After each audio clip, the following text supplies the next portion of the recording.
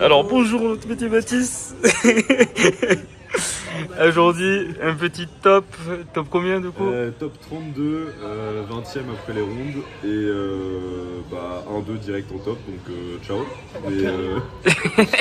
Mais premier top et on repart avec la petite mamie et ça fait plaisir, c'était un peu Putain, il est là. assez inattendu. Ok, mais, toi tu connais en fait. c'était assez inattendu mais ça fait plaisir. Eh non, t'as bossé, mec. On a T'as bossé pour ça. contre Yamato, ouais. C'est bien. J'en ai pas vu en plus. Alors que Alors qu'est-ce que tu veux me dire de tes match-up aujourd'hui du coup? En ronde, donc on a eu 9 rondes grâce à Flèche. Sinon je pense que peut-être que je me topais pas parce qu'il fallait que je gagne la dernière, la 10ème après. Et mentalement c'était un peu difficile après 2 défaites d'affilée. Mais les 3 premières rondes je tombe sur 3 Bello Betty. J'ai le dé que sur la première, donc je vais deuxième que sur la première. Ok. Le match-up, je m'y attendais en croisé, donc je l'ai travaillé, j'avais trouvé des lignes de play, mais surtout en go second. Mais c'est passé en go first parce que les gens, notamment... Ils préféraient go second avec Betty. ils préfèrent go C'est second, ça. moi je préférais go second contre Betty aussi. Betty du coup. aussi. Et Donc ça t'a arrangé. les gens surtout ont travaillé contre les autres Luffy. Pas le purple classique. Parce que vous allez voir les gars, il y a des petits techs. C'est vraiment des cartes très classiques. c'est vraiment les cartes de Luffy, c'est dedans. Ça c'est juste de. Il rage quitte un peu, c'est parce qu'il n'est pas fait top avec. C'est que, en fait, c'est pas la decklist qui est importante, c'est genre ta façon de jouer, ta façon de. Ouais, dans le match-up, celui-là, ouais, surtout que c'était pas non plus des gros bélos, hein, c'est vraiment pas ceux qu'on top. Mais ça s'est étonnamment bien passé, ce qui fait que première round j'étais en bélo relou, deuxième round ça peut le faire, troisième round j'en ai vu un, j'étais c'est bon, je connais par cœur, c'est parti. C'est refait. Ensuite j'ai fait 2 GP, donc encore un match-up un peu relou, où je perds le dé les 2 fois. La première fois elle décide de go first à ma place, la seconde game décide de me laisser commencer. Ce qui était une erreur je pense d'ailleurs de sa part, parce que ça me permet de poser des Luffy Taro et des Katakuri super vite, ce qui est vachement relou pour son deck. Ensuite, donc ça fait 5 rounds ça, round de 6 c'était un Shanks. Déjà pas mal de Betty quand même. Shanks. Je pense que historiquement le pire match-up possible que je pouvais avoir, surtout que maintenant il passe à 7K le con. Mais j'ai eu ce qu'on appelle communément à Montpellier la sortie Profit Roll, c'est-à-dire que j'ai fait genre 4 Katakuri, ce qui est assez fort. Quelle carte. Bonne carte, j'estime. Pas broken. Et ensuite une lime où j'ai eu le dé, donc c'est allé tout ça. C'est ciao. C'est vraiment tu go first, tu poses Katakuri et la game elle est finie. Faut juste se rappeler que Mihawk il peut redresser un personnage, donc le gars il peut attaquer 2 fois, ce que j'ai oublié comme un connard, donc j'ai perdu mon Katakuri la première fois. Mais de toute façon il avait une carte en main et 2 PV, donc après je suis là la game. Là je l'étais. Mais du coup c'était pas safe. Et les 2 dernières rounds c'est les 2 que je perds, je tombe sur Marco, où je perds le dé, je joue second, et en vrai un peu perdu dans le match-up. C'est vraiment la ronde que j'ai le moins maîtrisé sur ce que je vais faire et je me suis roulé dessus totalement. Et dernière ronde, je tombe contre Buggy à la 9ème. On savait pas si c'était la dernière ronde, on n'était pas sûr. Je perds le dé, j'ai pas de counter en main sur mon mulligan, je me retrouve avec 9 cartes en main, je me prends une pudding. Ah ça fait mal. Mais la pudding me fait piocher une des 4 cartes que j'ai qui m'a permis de clear son board et on s'est retrouvé un peu reset en termes de situation et ça s'est au final joué juste à est-ce que je pioche Usuachi ou Sanji pour reste son Moji et aller au létal parce que je vais mettre létal dans ce cas-là, ce qui n'est pas arrivé, tout court et du coup j'ai perdu et j'ai fini en 7-2 et en top 32 je suis tombé sur un Luffy bleu violet qui avait donc le choix pour la première game qui a décidé d'aller first. Ça s'est joué sur un top deck Red Rock, j'étais vachement bien dans ma game, même si j'avais dû utiliser Miss Olsen Day pour rompre. Mais ça dépanne, ça fait plaisir. Ouais. Mais spoil pas, merde, tu spoil de tout mec. Double King, le meilleur des 2 cas possibles. Et ça s'est joué sur un truc où il fait son effet leader, il récupère une carte normale, il bottom deck et son top deck c'est le red rock qui permet d'aller au létal. La seconde game, go first, un stomp, je le déchire.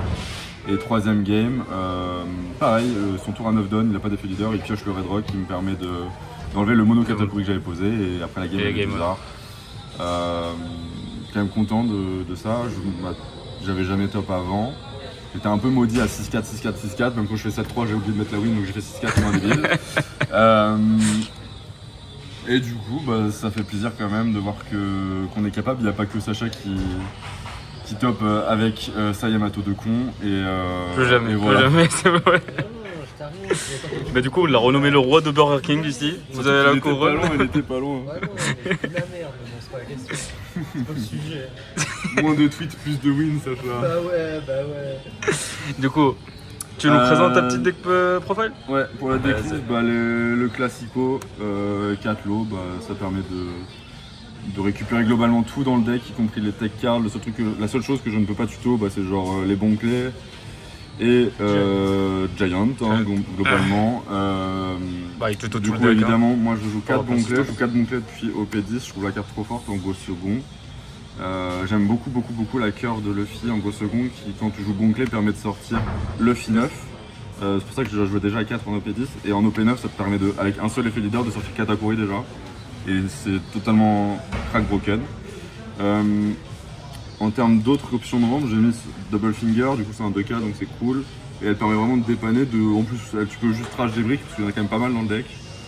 Je l'ai joué du coup quelques fois. C'est une sorte de notre bon clé en fait. Ça fait plaisir. Il y a certains match-ups où on s'en fout et on va juste jouer le 0 par rampe, rajouter une carte en main, récupérer les Giants si on les a pas.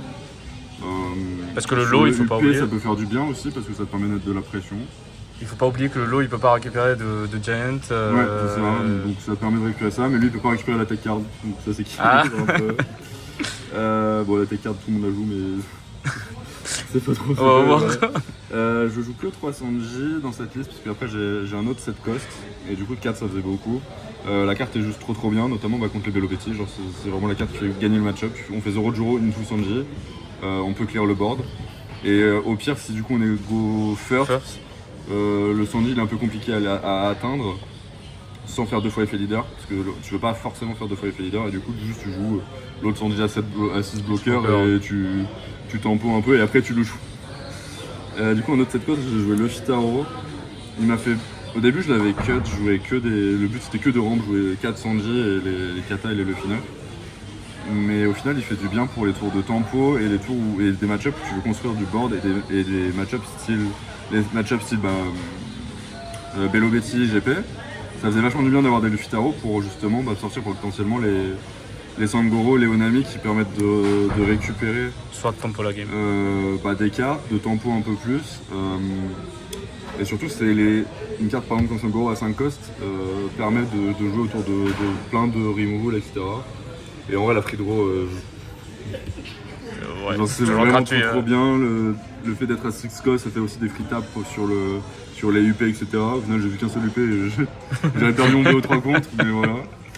Ensuite, la meilleure carte violette, je pense, de assez loin en ce moment, Katakuri. Le but du deck globalement c'est de ramp le plus vite possible quasiment jusqu'à lui et d'abuser de son effet. De la reprise de Don pour abuser de Luffy Taro, Sanji et Luffy 9. Luffy 9 forcément j'en joue 4 parce que on peut pas le tuto. Faut le piocher. Et je joue 4 Luffy 9 parce que après c'est un deck quand même qui est très agressif. Tout le but du deck c'est de tenir le rythme, d'oppresser l'adversaire. J'ai vu des gens qui jouent Magellan aussi pour garder un peu ce truc d'oppression. Moi j'avais pas le côté des rampes. Fait que du coup je perdais en agression parce que j'arrivais moins vite potentiellement à du Luffy et du Katakuri qui sont des cartes que je trouve plus oppressantes qu'un Magellan, surtout dans une méta où il y a des buggy etc qui remove facilement sans KO. Ensuite les 2 cas classiques, les Usuachi et 4 Usuachi, 4 Sanji bloqueur. Sanji bloqueur je l'ai jamais joué en tant que tel à 3 je crois de tout le tournoi. Je les ai joués à 6 classiques contre Bellopetti. Il y a peut-être juste une game contre Bello où j'avais fait un Giant et du coup j'étais à 2 down en dessous d'elle et du coup j'en ai profité quoi, mais je suis même pas certain si c'était ça ou c'était en game de tournoi ou en training, je sais plus. Et du coup pour les events, j'ai un event à 0. Bientôt en alt avec PRB2, youhou. Les annonces aujourd'hui. Parce que en vrai, on a plutôt pas mal de briques. On a le Sanji, le Luffy, le Katal et l'autre Luffy. Et les 2 tech cards à la fin. Mais on a Giant déjà qui est là pour discard. Donc normalement ça va. On a Onami qui est là aussi pour discard et du coup et dig un peu le deck. On a classique les 4 Giants. Bon, ils sont en commune parce que comme un connard, j'ai oublié de mettre les Explique-toi là. qui sont dans le fil P que j'avais utilisé à un moment pour tester le deck. Après, ça reste la meilleure carte de jeu. Ouais, ça mériterait de pas être en commune, mais bon, c'est pas grave. Ça expliquerait peut-être pourquoi en game 1 de top 32, je ne l'ai pas vu. Elle boudait. Tristesse. Et enfin, 2 Gamma Knife. Au début, j'ai testé Ragnarok, l'event à 5 de B1 qui KO les 8K, les 8 costs. Les 8 costs. C'était vraiment target pour les Katakuri. Et je me suis rendu compte que j'avais plus besoin d'armes comme Gamma Knife pour essayer de remove facilement les cartes dans GP. Et la potentielle menace de Bonnie qui montait en popularité et de l'eau du coup aussi qui joue Kid. Qui était bien présente, qu'elle a fait. Il y a eu du top et surtout il y avait les Kids, il y avait les Kids aussi du coup. Qui traînaient, ouais. Donc les Green Yellow Low qui étaient là. Donc j'en ai pas vu. Mais Gamma Knife m'aura été utile vachement dans les match-ups type Buggy. Buggy ça m'a permis de clear un Mihawk et du coup de le retarder de plus d'un tour pour le 10 cost et de revenir de la game malgré la pudding. Et ça m'a aidé par exemple sur tous mes 2 match-up Green Purple où je fais ça sur pudding et après je tape dedans avec un low. C'est une bonne carte en soi. Moins de 5000. Le terrain ne sert plus à rien par exemple. Même si avec le Ragnarok, je pouvais aussi KO une Sanji pudding qui était buff. Avec l'effet du terrain, mais ça coûte plus cher. C'est une carte qui coûte plus cher et c'est une carte qui ne peut pas être tutorisable. Ouais. Donc le Gamma Knife, je peux le récupérer avec l'eau. C'est-à-dire que dans certains match-ups, par exemple, j'ai des souvenirs en OP10, etc., où je tombe sur des Rosinante, des Bonnie, etc. Je sais qu'il va y avoir Kid. Sur mon T1, quand je fais l'eau, je vois le Gamma Knife, je le prends parce que lui-même va se mettre à hésiter potentiellement à jouer Kid. Et s'il le pose, c'est plus un problème, j'ai juste à faire ça.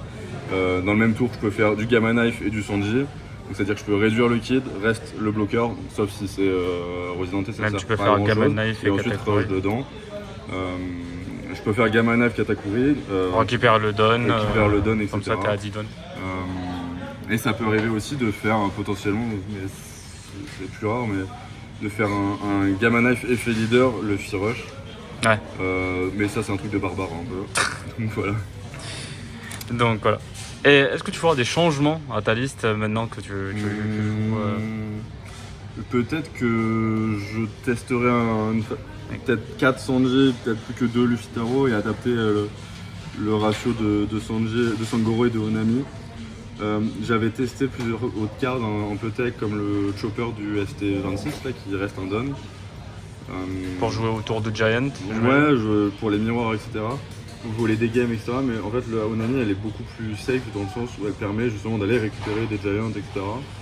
Trier ta main. De trier ma main, parce que ça il y a pas mal de briques. J'ai eu des mains où j'avais genre 3€ de Katakuri et du coup, c'est un peu relou.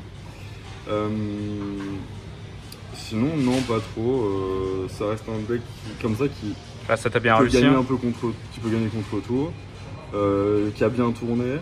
Ça s'est pas joué grand chose en top 32. Après, les match-ups qui auraient suivi, des Yamato, etc., me font pas peur avec ça. Vélo Betty non plus, apparemment. Après tout ce que t'as croisé aujourd'hui. C'est peut-être pas les Vélo Betty top 4, mais en tout cas, c'est gagnable. Et je pense qu'en plus, Pluffy est un des Luffy qui sont sur le mieux, justement, contre Vélo Betty. Donc pas trop menaçant. J'avais vraiment peur de tomber sur Smoker et Bonnie, on va dire, qui sont un peu les match-ups, je trouve assez terrifiants, d'où le choix Gamma Knife pour gérer la potentielle Kid. Mais reste toujours la menace de Odie Jones où des fois on peut juste pas jouer autour et faut faire avec. D'où l'idée aussi d'avoir le Fitaro pour faire des plays potentiellement où on joue au Nami, etc. Mais surtout on garde des dons suffisamment pour jouer autour de Odie Jones, avoir plus que les 2 targets et pouvoir un peu en abuser. Survivre. Hein. Odie Jones, bonne carte. Hein. Des mots de fin peut-être, des remerciements. Merci à Sacha hein, qui m'avait insulté sur ses deck profiles à l'époque. Merci à tous les joueurs de Montpellier, merci à tous les joueurs de Caen, merci à mon papa. Ouais, il était là. Merci à Flèche parce que la 10e ronde, ça aurait été dur. Puis bah. À tout le monde qui était là. Hein. Puis bah ouais, à bientôt. À tout motivé. Vas-y. Merci beaucoup.